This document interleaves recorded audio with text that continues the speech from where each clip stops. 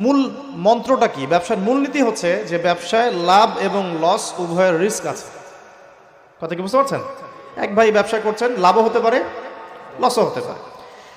যখন আমরা রিবামুক্তভাবে একটা ইসলামিক অর্থনীতি প্রতিষ্ঠা করব, তখন ব্যবসাভিত্তিক ইসলামিক অর্থনীতি যখন চলবে, তখন ক্যাপিটাল বা সম্পদটা এক হাত থেকে আরেক হাতে সার্কুলেট হতে থাকবে। মনে করেন আমরা ব্যবসা করছি একটা মার্কেটের মধ্যে, ছোট করে বোঝাই, একটা ছোট্ট মার্কেট, ছোট্ট বাজার, এখানে সবাই ব্যবসা করছি।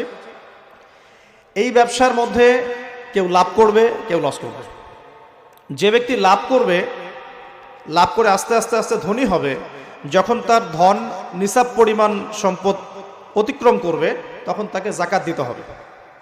এতে করে সমাজের যে অংশের মানুষের হাতে সম্পদ নাই, সে অংশের মানুষের কাছে জাকাতের মধ্য দিয়ে সম্পদ যাবে, সম্পদ সার্কুলেট করবে সমাজ। আজকে আপনি লাভ করবেন, তখন আল্লাহ রাব্বুল আলামিন ওই মার্কেটের উপরে